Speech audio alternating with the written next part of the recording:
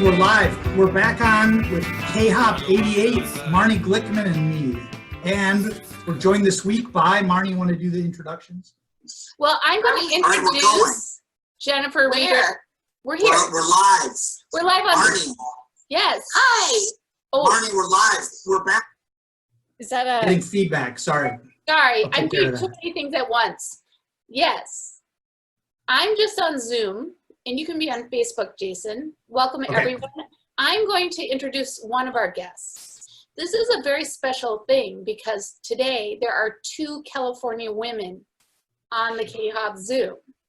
Jennifer Reiter Nassiri, who we all remember from high school, and she lives about 15 minutes from me, and we ran into each other many years ago at the Toyota dealership where I was getting my Prius fixed, which is what we do in Northern California.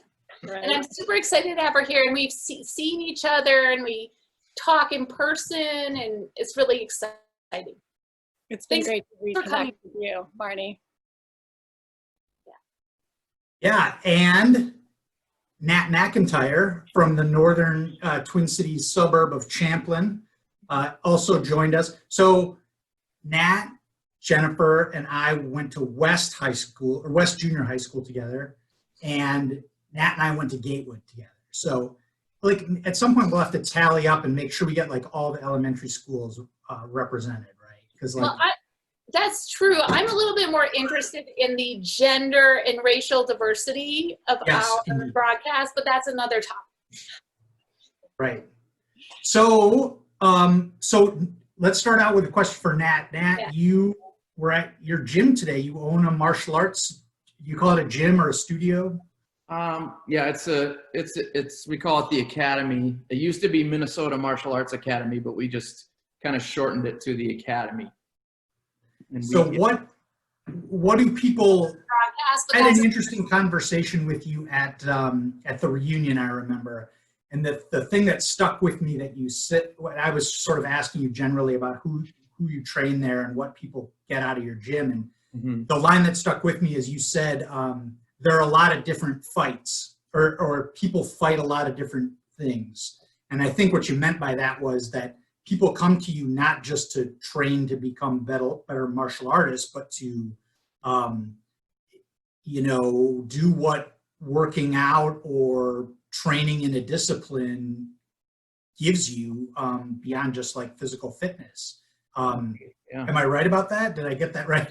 Yeah, I mean, people come for so many different reasons, and martial arts is really about self-discipline overall, and some people are really attracted to competition or fighting, but really at the bottom line, everybody wants to feel healthy and feel strong and feel good, and they want to improve their lives in some way. So I mean, like I said, there's many people they're fighting many different battles, and people are fighting battles that you have no idea about, right? So a lot of times people come and they're training, and I find out, a year later that they were really battling something very difficult. It could have been, mental illness or drug addiction or just tons of things. People are, scared to be around people, and they do this to put themselves in an environment to be around a lot of people. So there's just many different battles they're dealing with, and martial arts is really a vehicle to really improve all those things. And I'm lucky enough to be part of that and to get to see that happen. So something that I appreciate way more now that I'm older, Yeah. Why do you appreciate it more now that you're older? Well, I was a professional fighter for years, and that's a really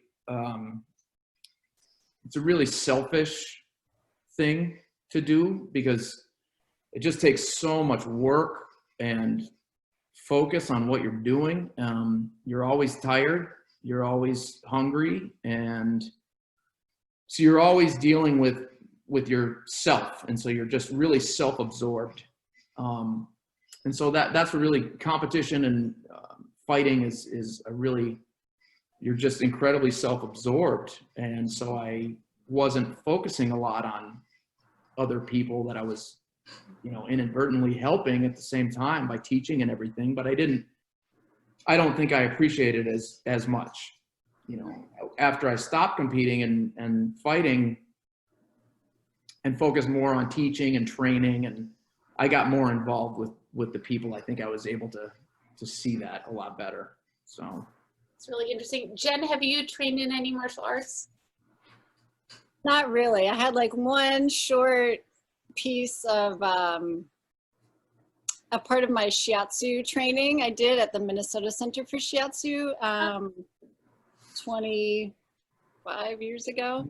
We had some Tai Chi and some Aikido, but cool. about it. But I will say that my son does karate, and last summer when we were home, I brought him to Nat's dojo, or the academy, and he was awestruck with all of the trophies and all the people doing different things. It's much different than his very simple karate dojo. So he had a great time, and Nat was a good influence on Samuel. So have you kept in touch with each other since we graduated, the two of you? Off and on. Yeah, off and on. Have you been to California yet, Nat? Have I been there? Yeah, to visit. Oh yeah, tons of times. Yeah? Mm-hmm. Usually for martial arts. What do you Jen, mean? we got Marnie's story about how her circuitous trip to Northern California. How did you make your way to that part of the world? Oh, that's a great question. So I was working at a transitional housing program as a case manager in St. Louis Park. I had been working with women and children in crisis for many years, and I was getting a little burnt out. Very stressful work, and I needed a change of scenery. I'm a little bit of a gypsy, so I've lived in many countries and many states, and it was time to just head west. So I knew California pretty well because I'd visited many times, and so it's a great memory I have of road tripping out here. I think I spent about 3 weeks on the road visiting friends along the way and staying in national parks. I saw the sequoias for the first time, the biggest trees in the world, which just made me fall in love with California. And I have some around me right now, so I feel really grateful to be here. Yeah, that was 18 years ago. This fall will be 18 years. Do you think you'll ever leave California? You know, I think about going back to Minnesota a lot, and I think about it more since having children. And I'm obsessed with the Boundary Waters, so I'd love to live in northern Minnesota. But I mean, I don't know if that'll happen. I feel like our life is pretty good here. So, and the kids are enmeshed in school and things, and but I do have a gypsy spirit, so it's a little bit weird to be in one place for so long. It's a long time. Yeah. Tell us why you're obsessed about the Boundary Waters, if it's not too private. Sure, I would love to share about it. So I had the good fortune, like I'm sure many people that might be watching. I want to say hi to Kathy and Tony, they're watching. I had the good fortune of going up to the Boundary Waters every summer with my family to go camping and hiking and fishing and picking blueberries and doing stargazing with my dad, and so many amazing memories. And it is one of the last freshwater sources, largest freshwater sources on the planet.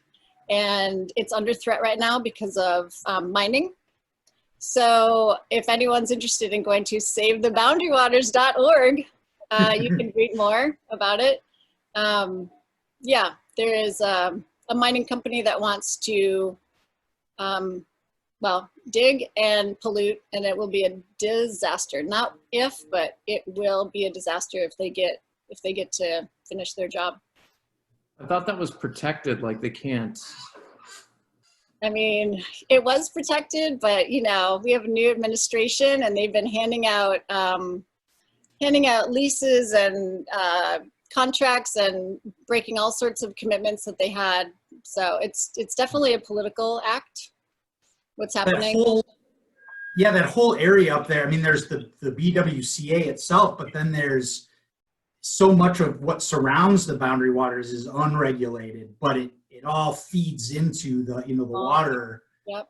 There's no defined boundaries. So yeah, lakes feed into streams, feed into other lakes. And yeah, when I was a kid, we used to go up there to the Gunflint Trail, and there are some cabins or some lakes have resorts on them, or little private cabins, and you've got lakes that allow motorboats and lakes that don't allow motorboats. So I think you're right about that, Jen, that politically it depends on who's sort of running the show as to how regulated that part of the world is. Well, that big forest fire of a couple of years ago really changed, I think. Man, forest fires. Well, I wanted to say there's other people watching on Facebook who want to share their hellos. Dave Green says, "Hey, Jen. Hey, Nat." And Dave, if you have any questions for them, please type them into the chat. Joel Evans says, "Hi, all." And Tony Serino says, "What's up, Nat?" Hey. Miss that guy. I have a bit of trivia for you. Bring it. So Nat and I we've been friends since 7th grade. Okay. He was the first boy I ever loved. He's in my heart. We're like connected, deep connection. And we were together on April 5th, 1994. And I'm wondering if anyone knows the significance of that date for our age group. April 5th, 1994. Wow.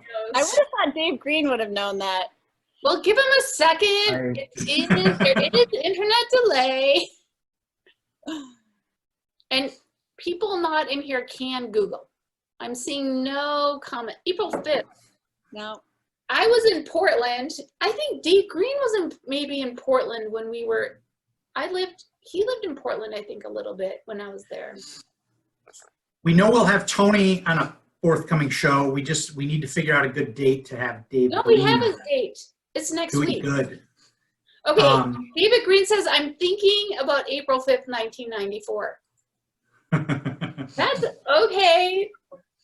Do you want to pause that? I have another trivia question if you want people to think about it. Okay. We're going to pause yours.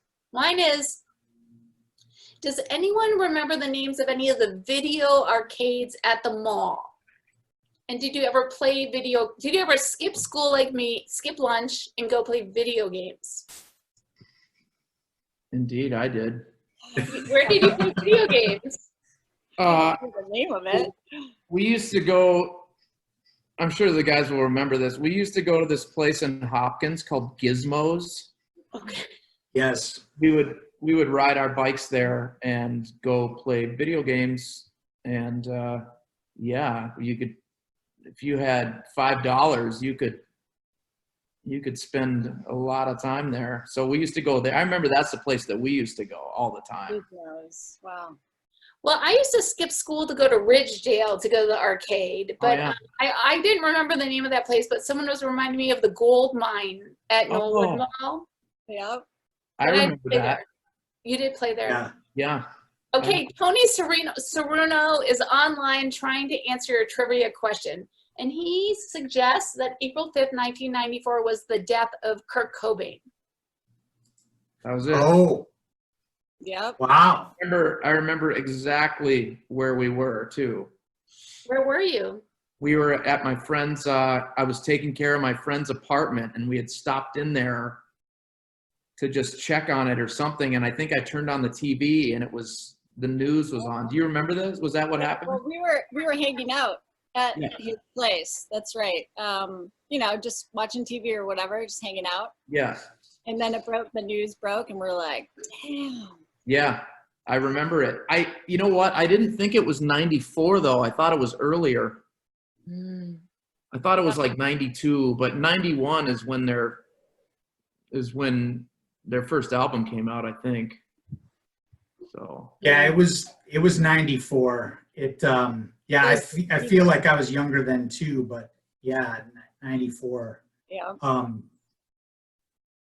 Yeah, that's wild. There's an interesting Madison connection. They never mind. They made it a studio not far from my house here in Madison, and there's a sort of a famous pre-grunge band called Kildozer, which Of course. like the metalheads that we went to high school with, and the punks probably remember Kildozer. And all the guys, well, the two brothers in Kildozer, the Hobsons, were from Hopkins. They went to Lindbergh High School in Gatewood. They were like 5 or 6 years older than we were. Yeah. And Dan Hobson and I have since become friendly in Madison, and I've asked him about this, and he's like, yeah, Kildozer is a Hopkins band, not like a Madison band. Cool. Take great pride in that. But yeah, there's a tenuous Nirvana connection then between Hopkins and Yeah, that was, I mean, I honestly, this past year, I listened to a lot of 90s music, and that whole decade produced just incredible music. It was a great decade of, I mean, just so many great bands. And I remember that was really sad hearing about him dying. It really was. Yeah. Yeah, it's tragic, and it's that was like the big, you know, even though it was so young, I mean, that was a major, I think, moment in our sort of, you know, trajectory while we were in our 20s. Yeah, absolutely. A big thing. What Go ahead, Marnie. No, I was going to ask, what other music have you been from the 90s have you been listening to? Oh, I love all those early, you know, Soundgarden, Alice in Chains. I love all that stuff. It's fantastic music. And it just totally holds up. It's just so well done. So love that. Yeah, stuff. it's like that heavy, I mean, working in a gym, people like to listen to heavy music there. And it's like the heavy music that you feel okay about listening to. Like, it doesn't completely drive you insane. Everybody listens to rap now. They don't listen to the heavy music anymore. They listen to rap. So I wanted to talk about traveling a little bit, because you both have mentioned traveling around the world. Nat, can you relay for us a story that kind of sticks out for you from your career fighting around the world, where you thought, oh my God, what did I get myself into here? Yeah. Well, the first time that I went to Japan was in, I think it was in 2003. I had been to other places, but that was the first time I had been to Japan, and I took a fight on a short notice because I really wanted to go to Japan. So I took this fight, and I went there, and the guy that I traveled with was supposed to fight at a specific weight, and he didn't make weight, so they didn't let him fight. He actually had to go to the hospital.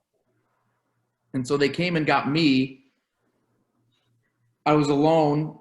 I don't speak the language. So they picked me up and didn't speak any English, and I just traveled with them to the fight, and they gave me 2 guys. They're like, yeah, these guys are going to corner you. And they were drunk. And Wait. It's you against 2 guys? oh no. They were my corner men. Okay, So they were gonna help me, yeah. And they were What's drunk. a corner man? I'm sorry. What's that? What's a corner man? A corner man is a person, like, you've watched fights before. So when the round is over, Yes. you sit down on the stool, and the guy comes over and talks to you and gives you water and stuff like that. So they so they're kind of warming me up, and I was just like really alone. And normally when you go to fight, you're with somebody very, very close to you, usually your trainer. You probably have friends there, training partners. So it's really there's really a group effort there, you know. Being alone in that situation is just not ideal. And so anyway, I started fighting. And one thing about fighting in Japan is the crowd is so respectful, and it's silent.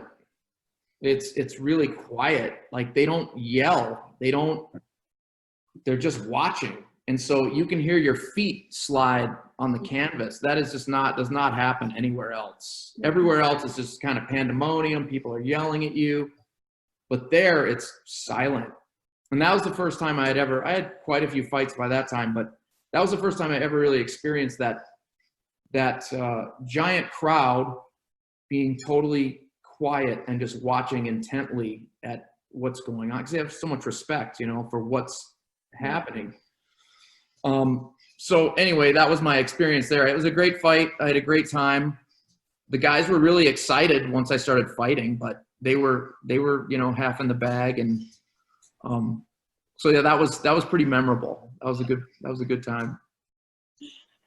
Oh my God. Jen, I only saw you fight what's your world traveling like? Oh my God, what is going on here? Story. Yes, I will tell you that, but I'll also say I saw Nat in a fight one time in Minnesota, and I could not handle it. It was too much, man, too much. I don't know how you do it, but you do it with grace. When was that? Oh God. I mean, it must have been in the 90s. Late 90s, probably. Maybe. And what type of martial arts? Like, describe, like, is it bloody? Is it, do you have pads?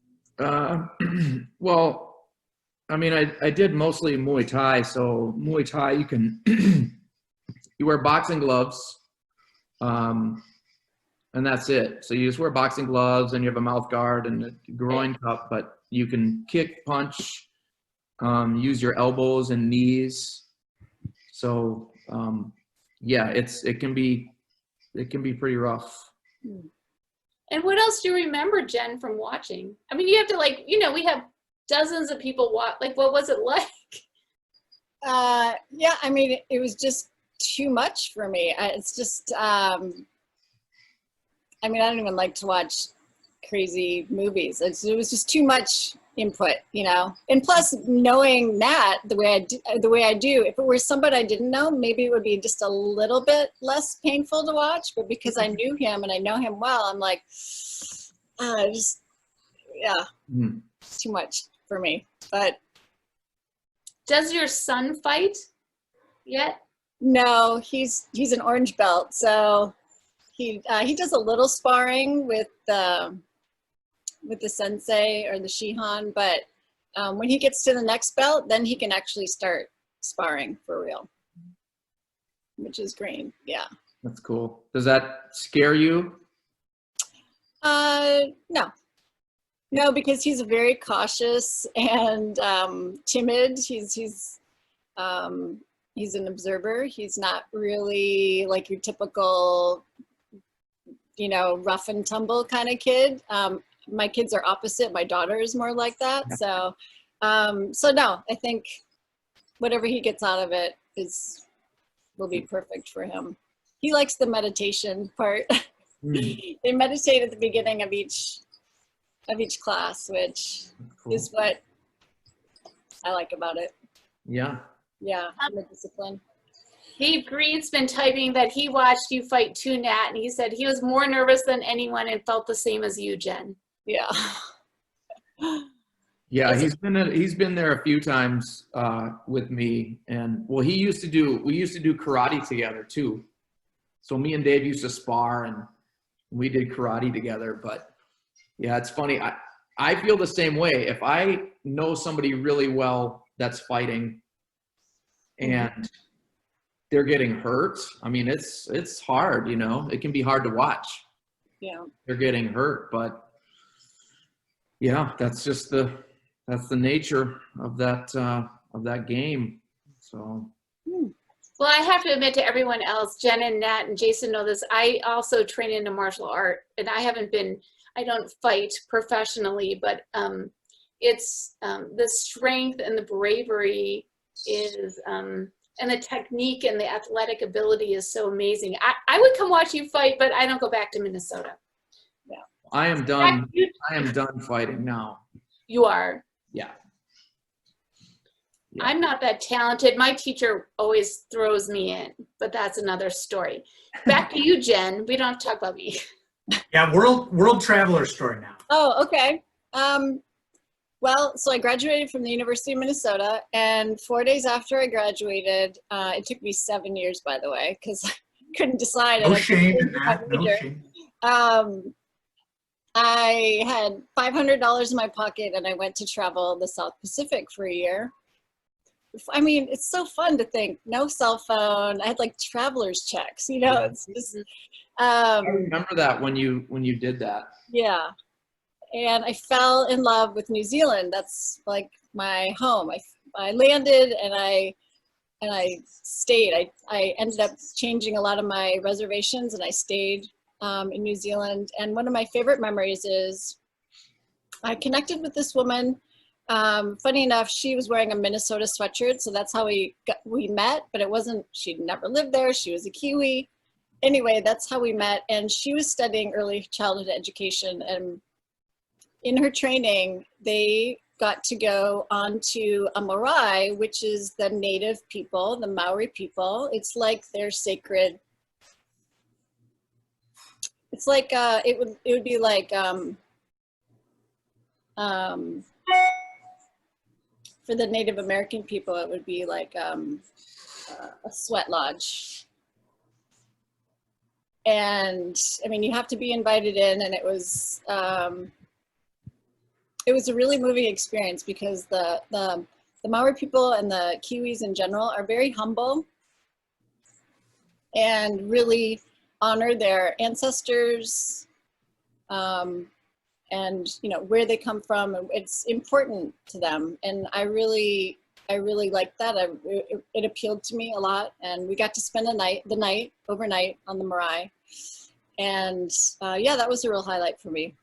Cool. Mm-hmm. That's pretty incredible. You brought me something back from there, and I still have it. It's like a loop, and then like a little. Is it whalebone? It was either a jade or a whalebone. It's not jade. It's white. I'm pretty sure it's whalebone. But yeah, I still have that. Yep. I still have that. That was from Fiji, right? Well, I did go there too. I think I would have gotten the whalebone in New Zealand. Okay, cool. Yeah, I still have it. Cool. Well, the half an hour is going by so quickly. One of the things I'm very interested in hearing about your stories about each other, but there's something Jason reminded me of, which I had forgotten, which is that, Jen, you gave a speech at graduation. I did, yeah. What was it about? I have no memory. I mean, I don't really remember either. It was, I remember the title was all I need to learn, I learned in kindergarten or something like that, which is about, you know, playing fair and being kind, and I don't know. I don't really remember. My mom probably has it somewhere. That's cool. I remember the graduation part where Jason Crow and David Book got up and started dancing. Remember when everyone got up and started dancing? I remember that. Deidre Schmidt was on with us last week, and we were talking to her because she was part of that band that sang when everybody started dancing. Who was it? Deidre Schmidt. Oh yeah. So it's like Deidre and Jennifer Goforth and Eric Crotaville played guitar, and what did they sing? Did they sing that Buffalo Springfield song? Yes. Exactly. Yeah. What's really cool talking to you guys is that you're bringing stuff up that I haven't thought about in quite a while, which is cool. You know, I mean, those memories are very, very strong, but I just haven't thought about it for a long time. You know? Oh, same. So yeah, Kyle Hansen posted that video of the commencement, and I sort of hopped around on it. I watched a little bit of your speech, Jennifer, and that song and some other things. And yeah, you're right. It just like, boom, just triggers various thoughts and emotions as well. Totally. That's cool. Well, our half an hour sadly is over. Is there anything the two of you want to ask each other before we wrap it up? Well, that's too much pressure. I know. That's a lot of pressure. Sorry. It's okay. When are you visiting Minnesota again? Well, all plans have been put on hold. Yeah. So, That's a silly question, actually. yeah, I mean, when I come back to the city, I usually stay with Amber Sen, and yeah, we just put everything on hold for the summer. Yeah. So I don't know. Well, I appreciate that. That's one of the reasons Jason and I agreed to do this once a week, is he was having some fantasy of like driving around the country, interviewing every person we went to high school with. And I was like, that's not really going to happen, but let's Zoom it. So we're really happy you were here. Next week, we interviewed Tony Ceruno, Cool. who is an amazing artist in Los Angeles, and he'll talk about Spider-Man and other things. And then the week after that, we made an exception and booked Ramon Reyna, one of our guidance counselors, to come talk with us. Cool. So social worker. Social worker, I'm sorry, Sent me a Ramon. message and wanted to clear that up. So my hope is that we just keep doing this once a week till we finish talking with everyone in the class of '88 and maybe a few of our teachers. It was Cool. really fun. Yeah. Thanks for Great. Yeah. inviting me. I wish it was longer. I really enjoyed it. Yeah, thanks a lot, you guys. That was great. It was really fun to catch up with both of you and see your faces. And yeah, thanks, Oh, Barney. Jason, I remember we were in the senior class play together. Yeah. We were. Yeah, that was on my list of things to bring up because that was a Fucked up my blast. line so bad. Do you remember I that? don't remember anything bad about it. I think it was Tony eligible. No, you were good. I was terrible. I got too nervous. That was a blast. That was fun. All right, I think we're gonna log off. Yeah. Thank you guys very much. Thanks everybody for joining us.